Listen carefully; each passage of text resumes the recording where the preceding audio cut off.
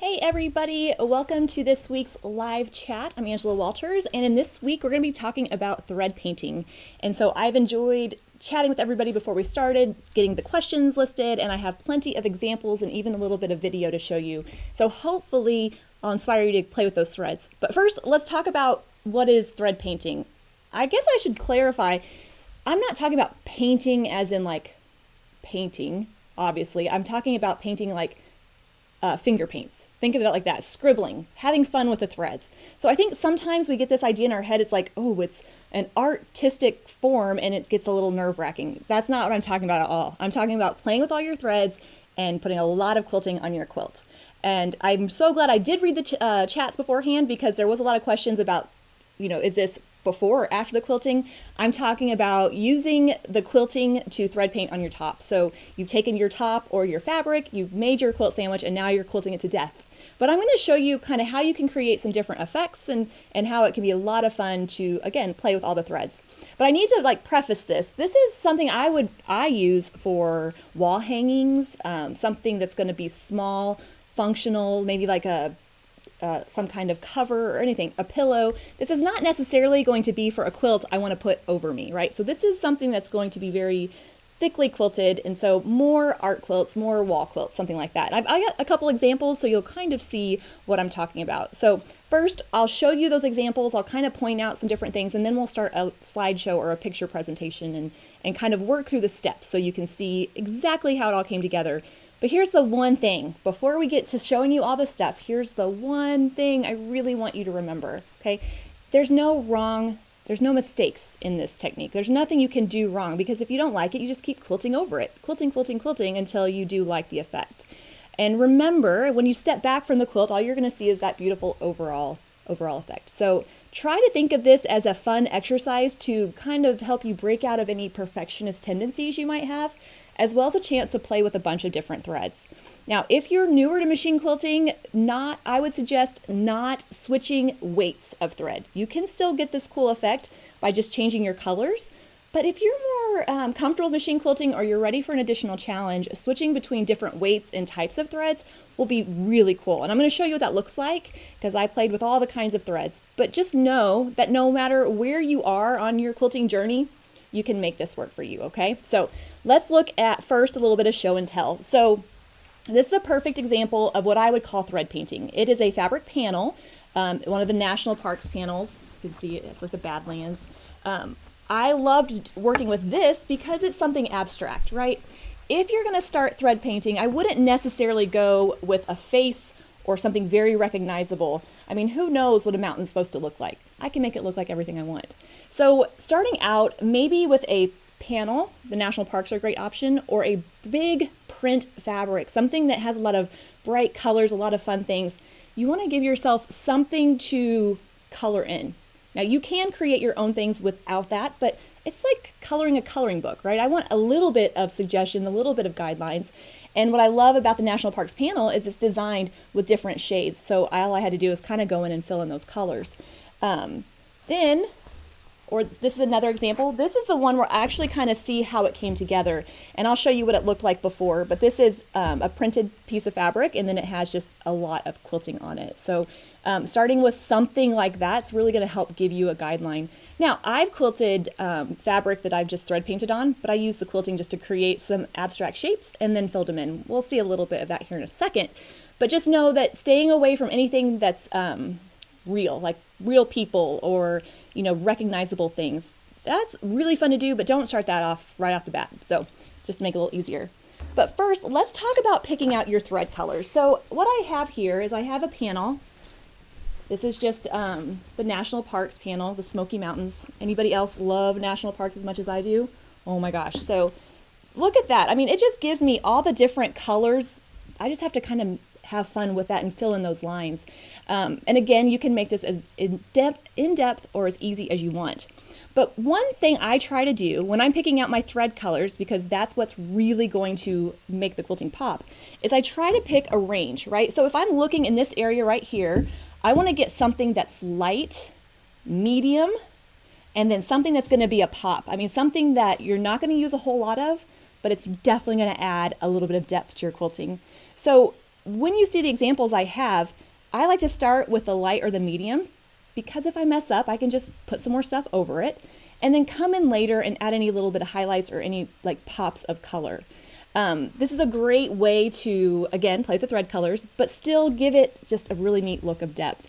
So for the yellow part, this might be what I'd work with, knowing that this one is going to be used almost mostly with just a little bit of the pops of the color. And then when I get down to here, you know, maybe going with a thread color that matches, but again, just something that has a little bit of contrast. It doesn't have to be darker or lighter, just something that's going to pop off of there, and that's really going to make it look cool. Now, all these threads are glide threads, so they're all 40 weight. That means I don't need to switch out my needle. I don't have to switch out my tension. I can keep it the same. I'll show you some examples of the array of threads that I use here in a second. But a great question that came up about this on the chat was, what do you put in the bobbin? Now, since I'm thread painting on a wall hanging or something that's going to be kind of up on the wall, not really a quilt I'm going to sleep under, I'm not too worried about any of the thread showing on the back, right? It's not like a quilt where you're going to really see both sides all the time. So what I like to do with all these thread changes is I like to use a pre-wound. So I'll use a 60 weight. This is a 60 weight pre-wound for my long arm, or something like this. Just something in neutral that's going to look good with all of them. Again, knowing that even if the tension doesn't look perfect on the back, it's going to be fine because, you know, it's going to be quilted to death. But here's the thing I will say, and I'll show you a more up-close picture of this here in a second. If you're worried about the quilting showing on the back, picking a busy fabric for the back will really help. So this back fabric right here is a stripe. It's kind of like an ombre. And you can see all the quilting back here. This is all my bobbin thread. It just helps hide it. So I bet you might want a double-sided quilt, so using a solid one would work too. So that's going to be the first few little things to get you started. That will help kind of give you a guideline to follow. But what I want to do now is kind of go through the progress of this, or what it really looks like. Now, these are just pictures I took with my cell phone when I was quilting some of these quilts, and I wasn't necessarily trying to put together a story, but it just happened to work out to have it there. But you can also check out in the description box, there's a link to a live, well, it's not live now, but I did a live demo of thread painting on one of the national parks panels, and you can kind of watch how that comes together there. So you can kind of see it more in action. But I do also have some video that I happened to take while I was quilting. So I was quilting and holding the camera. It's not the best quality, but it will definitely give you an idea of how it progressed. I think sometimes when you see the finished quilt, it's hard to imagine the process of it, so we're going to definitely talk through that. So this is the Yellowstone panel. I decorated my basement in national parks because I love them, so this is hanging on the wall in the basement, and I wanted to really have fun playing with it. So this is the finished quilt. Let's look at a little bit of the detail of it. So if we look at the colors of the quilt, I'm just adding texture. I'm really just scribbling with different thread colors. Now that's what makes it a little difficult to teach. I've thought about maybe making this a class, but it's hard to say, well, just scribble the colors until you like how they look, right? You have to be comfortable with knowing that you're not going to know what it's going to look like until it's done. But that's fun, right? Because it's a choose your own adventure. But if you look in let's just say the mountains, I have the medium color, and then there's just a little bit of a lighter, a little bit of a darker color, same in the trees. And really, it's just wiggle lines, squiggles, texture, just to really kind of fill in those colors. Now, this was the first one I did. This was my very first real recent into thread painting. You're going to see really quickly that I kept going overboard with it. So let's look at this panel. So this is a different one. This is the Badlands one you just saw. So that's the one there. That's what the panel looked like when I started. So I was going to work within that mountain. What I had done is I've already started with the quilting a little bit, kind of filling in some of the details. You don't have to follow the lines perfectly. This is not like you don't have to make it perfect. It's not connect the dots. I'm just using it as inspiration and kind of following those lines. So I'm taking in that medium color or that light color, and I'm starting to define the areas. It's, again, if this is like a color book, I want to be able to have my areas to fill in. It just makes it so much easier. So I'm doing this on my long arm because that's just how I was using for this one. And so you'll see the videos all on long arm, and it's all not live. So I just want you to know that it's just what I was taking. Okay, so now it's progressing, right? I've defined my areas, not all of them, but I was just too excited to change thread, so I went ahead and started. And now I'm adding in a little bit of a darker color. So I'm scribbling right on top of that lighter color. That's what's really cool about this. If you don't like a color or you don't think it's dark enough, you can just keep going over it until it's dark enough. So when in doubt, choose a lighter color because you can really kind of create different effects or shading. Now this is just like a pencil, right? If I were to take a pencil and keep, drawing on top of it, that color is going to get darker. So I'm doing the same exact thing. And there was a great question, I didn't write your name down, sorry, in the chat about how do you blend colors? This is how I do it, right? So I'm layering threads on top of each other and knowing if it comes out too dark, I can always add lighter thread on top of it. You're going to probably see that here in a second. I'm just going to cover it up with more thread. So here I'm kind of just new into this particular quilt, and I've added my little bit of a darker color. Now we take a big jump because I was having so much fun. I didn't want to stop. But you can tell now it has a lot of that medium and a lot of the light, but not a whole lot of the darker color. So I'm kind of liking how it looks here. I feel like it looks fine. And now I'm going to get ready to add some of those pops or those little highlights of color. I'm sure there's all sorts of artistic reasonings and things you can think of. Don't overthink it. Don't make it harder than it is. Just think, I wonder if this will look good, and try it. And if it doesn't, then put some other stuff over it until it goes away. I think that is really the freeing part of it because I got to play so much and just kind of see how the thread interacts with each other. So if you look at this whole mountain range on the left, kind of by my ruler there, it all looks the same kind of color. Well, I wanted to give it a little bit more depth. So I colored some of it darker than the other with thread, added more quilting to kind of give it that different look. And so this guy right here is what I did. So now I'm going to back up again. So this is the picture we just looked at. That's the same thing on the left, but now you can see how it's starting to give it a little bit more depth there. So that's how I'm using that darker thread to add that pop. And it's so funny because when I started, I thought, oh, this thread is super dark. Well, you'll see I got way darker than that. So it's all relative, I think. So now I'm just, again, going right over the lines I've already done and adding that darker thread. So one question that came up, which was really good, was how much thread do you have to use for this? Well, gosh, it really depends on how much quilting you do. If you just want to add a little bit of detail, it's not going to take as much, but here I'm doing a lot of thread on top of thread, a lot. And so, and then here you can see now I've added the darker bits to it, and now it really adds it in. Again, just kind of going right over those lines and then keeping the quilting a little bit less quilted in the lighter and a little bit more darker or more quilted in the darker.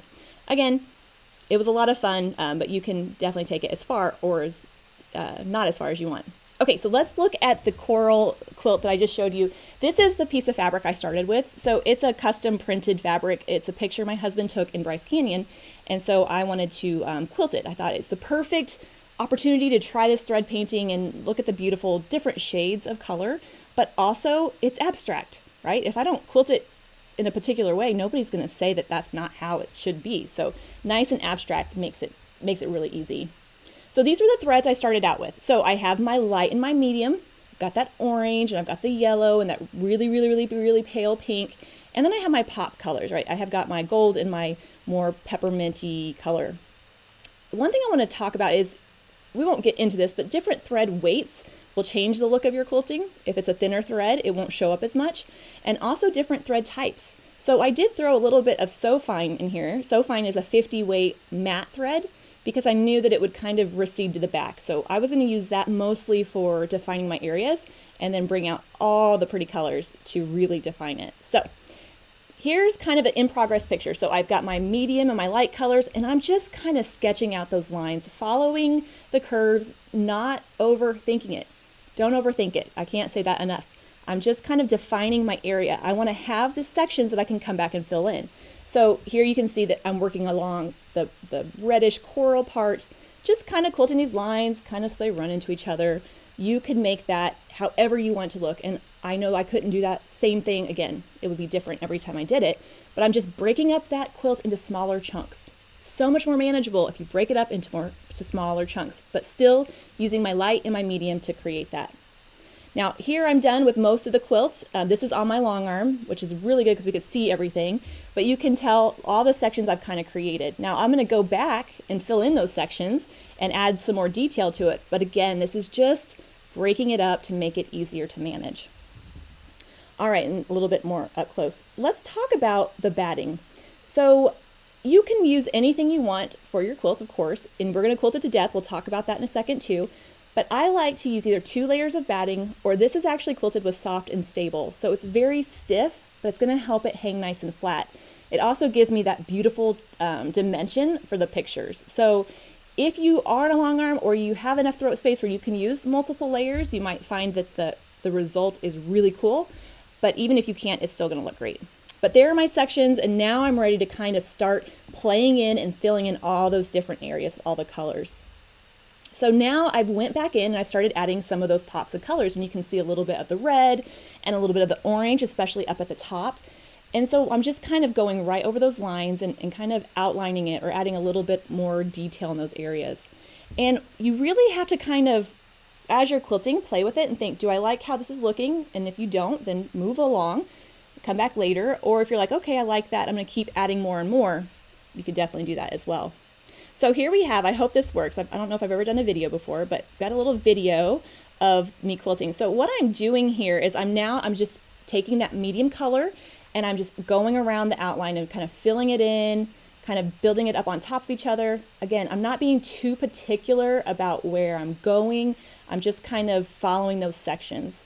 And it's really great if you cannot overthink it while you're doing it. That's the trick there. So just kind of, oh my gosh, I know it sounds so silly, but just going with the flow, right? You're like, oh, great, Angela, that's not very helpful. But truly, you don't want to overthink it. You just want to kind of fill it in. So that's what I'm doing there. I'm just kind of adding more and more detail until I liked how it looked. And honestly, this could have been done way at this point, but I just loved adding more and more and more to it. So there you can see I'm just kind of filling that in. Another kind of example video, again, these are all just ones I took with my cell phone so that we could see what that process looks like. And again, I'm just taking that contrasting thread, I'm working within my section and just filling it in, and I'm not worried about crossing over lines. It's okay if my lines cross over because I'm going to be adding way more quilting on top of it. And then you can start to see now I'm starting to get a little bit more definition, a little bit more shading to it, just kind of playing with it and filling it in. I will say leaving pops or leaving areas unquilted can be really impactful, so you don't have to quilt everything. You can leave some areas unquilted. For the most part, though, I think I pretty much quilt everything down. So I'm going to work my way throughout the quilt, or I could just work my way through this section, filling in those sections I've already created. So it's up to you if you want to do one thread color and come back. If you want to work just in one area, totally up to you and your process and the machine you're working with. I did a little bit of both. I kind of switched up as I went, but also worked in sections. You can kind of see showing all that different texture. All right, so now let's look at another section. Again, it kind of shows it a little bit better because it's a little darker. I've used the darker threads or the matching thread to create my sections, and now I'm going to fill them in, right? So I'm going to use my quilting to do that. You can see here the colors I'm using. So there's my lighter color. It's going to pop off there a bit, adding a little bit of detail and really kind of laying down that thread on the quilt. Again, I know this isn't for everybody or every project, but if you've been wanting to play with threads and really have fun quilting, this is a good one. All right, so now another video. This is me. Now I've kind of created more sections. Now I'm adding my highlight thread. So this is metallic gold thread. It's amazing how far I've progressed, right, from that first quilt to this one, because I knew that that metallic thread would be really shiny and really cool. But you have to quilt slower. You have to adjust your tension. So that's why I'm quilting slower and adjusting the tension. But look how pretty that is. Oh, love it. I just love the pop and the sheen that it gives it. Again, you don't have to mess with those specialty threads. In fact, I wouldn't suggest it if you're newer at quilting. And then here I'm continuing on. I've added my metallic and I'm going to keep filling in those different areas. Okay, so creating my sections. Now I'm just filling them in and adding those pops of color there. So, and then I think here I was doing some crazy stuff, some little bitty pebbles starting to do that. But here's the result of that quilting. So here we have just those different shades, right? Those different, and then that highlight color. And really it's just creating lines and filling in around them. And a little bit more up close of that. So you can see all the different thread colors and all the different changes there. The trick is to just keep going, keep putting stuff down until you're happy with how it looks. And then that finished section.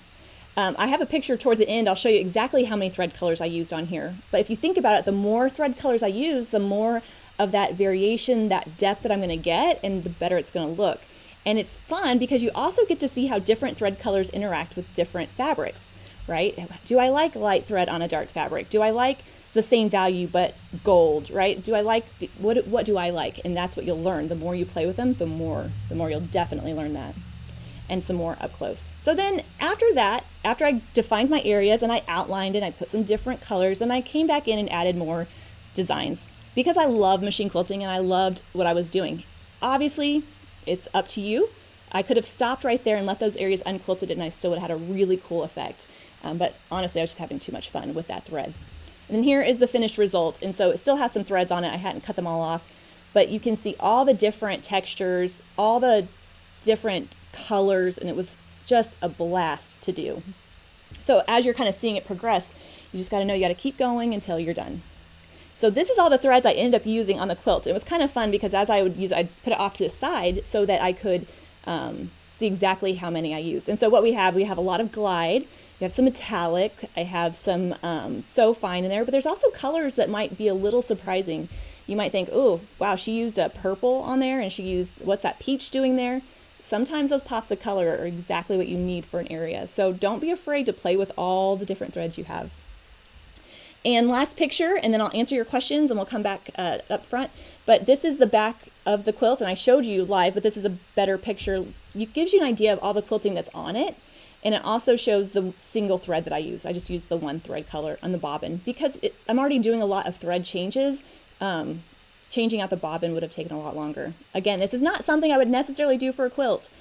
Definitely not over the whole thing, but it's a kind of fun technique all on its own. So that is kind of the process of the quilt from start to finish. So hopefully it gives you a little bit of an idea of what that looks like. And I want to say you can do that on a sewing machine and a long arm. I just happen to be working on my long arm. That's the only difference. And on the sewing machine, you can use decorative stitches or zigzag stitches or anything like that if you prefer. So there are benefits to both. And the great thing is you can make it any size you want. So if you want to start with a smaller project, smaller piece, perfect. You can make it really fit your preferences and where you're at. So I hope that that's inspired you to get out all your different thread colors or maybe add to your thread collection because this is a really fun technique. But there's a lot of questions that have came up, so I'm going to address those and I'll pop on over to the chat and see if everybody has any questions, if everybody's doing okay. It's kind of funny because when I'm talking, I'm not reading the chat, so I'm just fingers crossed, hoping that you all are still there watching.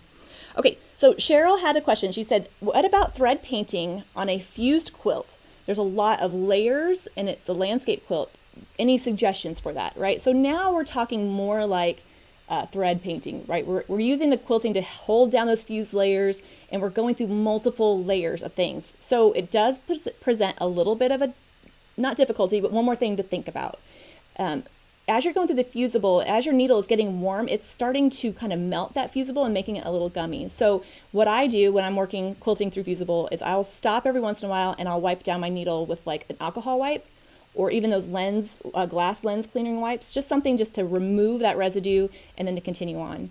I definitely put in a new needle and quilt a little slower because if you think about it, that needle has to go through more layers. It's going to be impacted just a little bit, and going really fast can result in skip stitches, meaning it's not having time to get where it needs to be to grab that thread. So that will really help you out there. Other than that, it's all the same, right? So I would still do the same kind of, not technique, but the same kind of routine. I would use my quilting to hold down all those areas, and then I'd come back in and then add any little details that you wanted to add with the quilting. So that's the only different suggestion. Kathy asked about, what to put in the bobbin, and I did kind of briefly talk on that. You can put anything you want in the bobbin, but if we're going to be putting a lot of quilting on top of each other, a thinner thread in the bobbin will be nice. It'll also last longer because you can put more of it on the bobbin, which means you won't have to change bobbins quite as often. So that's definitely a great option. I think it's more important to pick the backing fabric, depending on how much you want to see the quilting on the back of the quilt. So if you really don't want to see it, if you don't want to worry about the tension or all that thread buildup, getting a busier fabric for the back, especially one that's similar to the front. So again, like we saw on this, the backing I used was striped. It had a lot of the colors on the front, and that just kind of helped hide any tension issues. But people are going to be so impressed by the front, they're definitely not going to worry about the back. All right, another question. This was so good. 2 people asked it. Anja and Linda both said, okay, if I'm quilting it this much, how do I keep it from warping? Okay, so that is definitely a reality of it. So let me go back to this quilt. So it's hard for you to have an idea here, but you can almost see how it is a little bubbled, right? It's not, I guess you can't really see there, but it's not laying perfectly flat. It definitely has areas of more quilting, so that's denser, and then it kind of ripples out. That is a reality of it. What you can do is you can block your quilt after the fact. And so blocking your quilt just involves spraying water on it or getting it wet, and then getting it nice and flat and letting it dry that way. And then it will stay flat until you get it wet again. So this is something that I do, especially if it's a quilt that is going to hang on a wall. On a bed, not so important, but on a wall, that's where you really start to see if it's flat or not. I haven't done it to this one yet, but I haven't hung this one up yet. So when I do, I probably will do that. This is also very helpful if you have a quilt that maybe, you know, you're worried because it's not perfectly square. You can kind of finagle it around, and it'll definitely help you out there. And then Claudia asked, again, I kind of spoke about this, but I just want to reiterate, how do I blend colors? So if you think about the threads that we're using for this technique, and I can't just think about thread color, I have to think about the weight of it too. So using a thinner thread of the same color means it will show up less. Now, overlapping those colors will create a blended effect. And so that's what I'm doing. I'm starting with my medium and then adding a little bit of the dark and maybe coming back and putting the medium to blend it in a little bit, much like you would if you were using colored pencils, kind of coloring right on top of each other. So let's say my medium color, well, let's just use this example. I want to blend red to yellow, right? So I'm going to do my yellow and I'm going to do my red, but then maybe where those two join, I might put a color in between the two on top of them. So maybe like an orange to kind of shade in between there. Don't worry too much about this because when you step back, your eyes kind of do that work for you. So you don't have to make sure it's like super blended, but it will definitely help that transition be less stark. And in the quilts I'm doing, sometimes I do want that transition to be really abrupt, right? I want that mountain to look like it's behind the other mountain. Other times, maybe I do want a little bit more of a blending in. It's not going to be perfect, but just know that when you're done, your brain takes care of that and kind of blends it in for you. So don't worry too much about that. Again, check out the link in the description box. It shows where I'm actually doing this on the National Parks quilt. You might find that helpful, and it will kind of give you a little bit more example of that. And just have fun with it, guys. It's meant to be a fun practice with all your different threads. And then also every week I do a weekly giveaway. So this week's winner is Annetta Holmes, and she's already been emailed. She won the t-shirt quilt kit.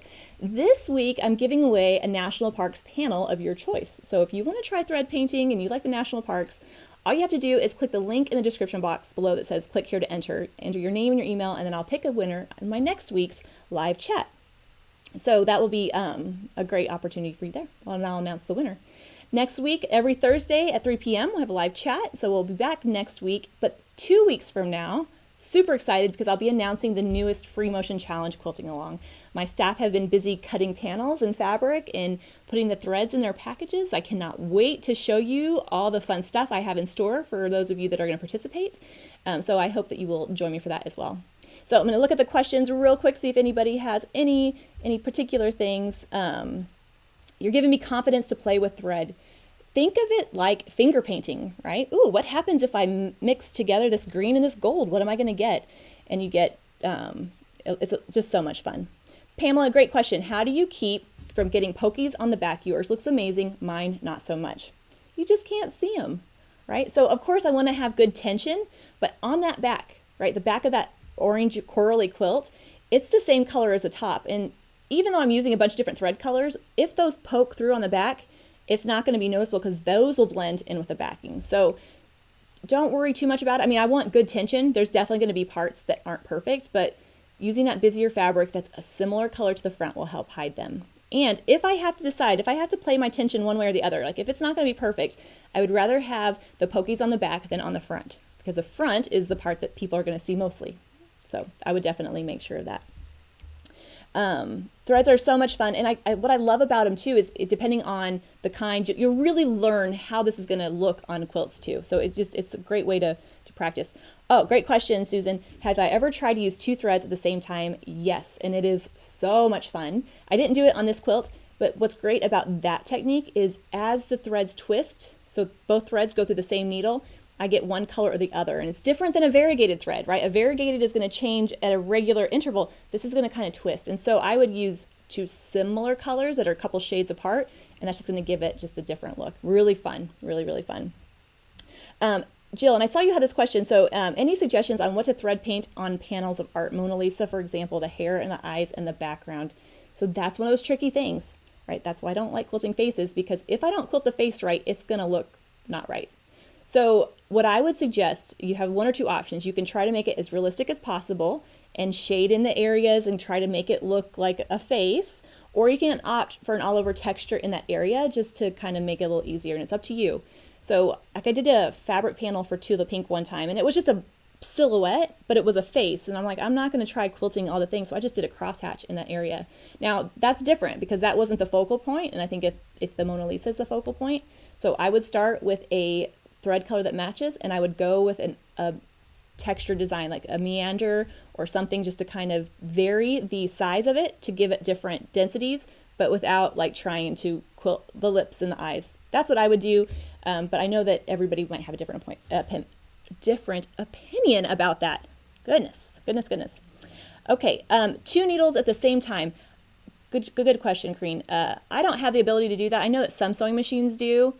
I don't know anything about that. I don't mess with that. I just stick with my 1 needle. So anybody has any comments on that, they're definitely welcome to pop in and tell about that, because that's not, I would be scared of that. All right. And yes, you can do this with metallic thread, any kind of thread. The only kind of thread I wouldn't suggest is monopoly, because you can't see it. Other than that, you can play with all the threads. So hopefully that's given you some inspiration and some ideas for your quilts. Whether you want to keep it more basic or take it way over the top like I did, it's totally up to you. So I'd love to hear what you thought about it. So in the comments after we're done with the chat, go ahead and leave a comment with questions or suggestions. I'd love to read those and kind of see what you all thought of it. And if you like the video or the demos or the weekly chats, I hope you'll give it a thumbs up or subscribe to my YouTube channel so that you always get to see when the live chats come out. Well, thanks everybody. Stay safe and have a great week, and I'll see you next week for the next weekly live chat. Until then, happy quilting.